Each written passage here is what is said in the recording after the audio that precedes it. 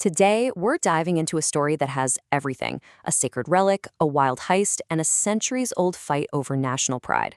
This is the incredible story of the Stone of Destiny. So, picture this: it's Christmas morning, 1950, in London. Inside the famous Westminster Abbey, something is seriously wrong. The coronation chair, where English monarchs have been crowned for over 600 years, has been messed with. Its centerpiece, the ancient Stone of Scone, is just gone. Now, you might think this was the work of master criminals, right? Nope. The culprits were 4 university students. Their mission wasn't theft. In their eyes, it was liberation. They wanted to bring back a stolen symbol of Scotland. So, what on earth would make a 152-kilogram slab of sandstone so important that they'd risk it all and trigger a massive international incident? Okay, part 1, the Christmas heist. And let me tell you, this was not some slick professional job. It was an audacious, messy, and passionate raid. So, after one failed attempt, the students managed to pry open a side door on Christmas night. But as they're trying to pull this super heavy stone out from under the throne, they drop it, and it cracks right in two. In a total panic, the group's leader, Ian Hamilton, just grabs the smaller chunk and sprints for the getaway car. And the tension just skyrockets from there. Just as Ian gets that first piece into the car, a policeman wanders over. He's probably just curious why a car is parked outside the Abbey in the middle of the night on Christmas.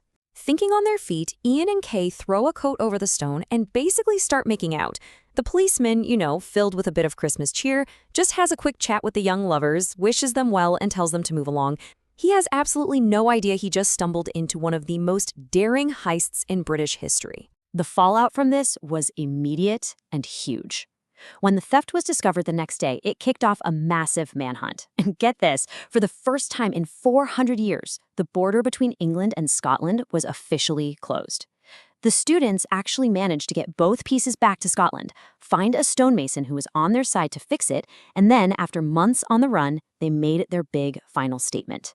They left the mended stone right on the high altar of Arbroath Abbey, the exact place where the Declaration of Scottish Independence was signed way back in 1320.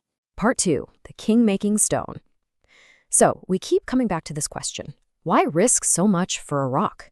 Well, to get the answer, we have to go back 700 years. See, this wasn't just any old rock. This was the Stone of Scone, the ancient throne that Scottish kings had been crowned on for centuries. It was the ultimate symbol of Scottish sovereignty. It was the thing that literally legitimized a monarch's right to rule. And this quote from historian Lucy Dean just nails it. Sitting on that stone for a coronation was like sitting on the Scots. It wasn't just a piece of furniture. It was a symbol of the entire nation. And that is exactly why an English king decided he had to have it. During the Wars of Scottish Independence, England's King Edward I, a guy known as the Hammer of the Scots, invaded. He didn't just take the stone as a spoil of war. It was a calculated political power move. He had it taken to London and physically built into the base of his own throne. The message couldn't have been clearer or more humiliating. England now rules Scotland, and every future English king or queen will be crowned while sitting on top of this symbol of your subjugation. Part 3, myths and pretenders. And if you thought the story was already wild, well, it gets even stranger from here. We're talking ancient myths and a conspiracy theory that questions if the real stone was ever even stolen in the first place. I mean, the mythology around this thing is just epic. One legend says an Egyptian pharaoh's daughter named Skoda brought it to Scotland and founded the entire nation. Another one connects it to the Bible, claiming it's the actual stone Jacob used as a pillow. These incredible stories were all about giving Scotland this ancient, almost divine right to exist as a kingdom. But here's where a really juicy conspiracy theory comes in. There's this persistent idea that the monks at Scone actually pulled a fast one on Edward I. They had months of warning he was coming. So did they hide the real sacred stone and just hand over a worthless replica? People who believe this point out that the Scots never really pushed to get it back. But then again, the skeptics ask, if it was a fake, why didn't the Scots ever just reveal the real one? So, modern science weighs in, and it gives us some answers, but also new mysteries. Geology confirms the rock is from a quarry near Scone, which kind of supports the fake theory, right? It could have just been a local rock. But 3D scans have found markings on it that nobody knew were there, maybe Roman numerals. And X-rays found traces of a brass or copper object having sat on it for a long time. So science tells us where it's from, but it doesn't tell us the whole story of where it's been. Part 4, a symbol returned?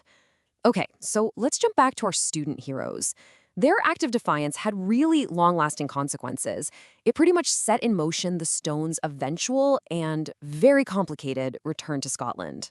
So, after the stone was recovered, all 4 students were identified pretty quickly. But now the government had a huge problem on its hands. If they prosecuted these kids, they would become instant political martyrs and could seriously fire up the Scottish nationalist movement. So, after publicly calling them vulgar vandals, the authorities just quietly dropped all the charges. It was just too politically explosive to take them to court. And this quote from Jamie Hamilton, the son of the Heists leader, just says it all. In their eyes, and in the eyes of a lot of Scots, this was never a theft. It was an act of repatriation.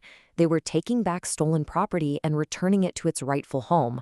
And you just have to look at the 2 times the stone came home to see the incredible difference. In 1950, you have this secret repatriation by 4 students in a beat-up Ford Anglia. Then, in 1996, you get the official return, a full-blown state ceremony, a political gesture from the UK government, complete with a police escort and a huge procession. So why did it take so long for that official return? Well, newly released government documents show they were afraid of opening Pandora's box. If they returned the Stone of Scone, would they then have to return the Parthenon marbles to Greece or the Rosetta Stone to Egypt? It was a precedent they were absolutely terrified of setting. But the official return in 1996 came with a major catch. It was returned on one condition, that Scotland would loan it back to Westminster for every future coronation. For Ian Hamilton, the guy who led the 1950 heist, this was a deal breaker. He was invited to the official ceremony, but he refused to go.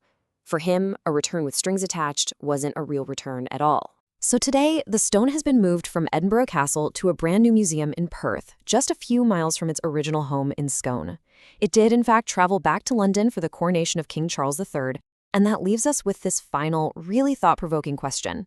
After 700 years away, a student rebellion, and a conditional return, what does it actually mean for a national treasure to be home when its journey is still tied to the very crown that seized it in the first place? Is its repatriation really complete?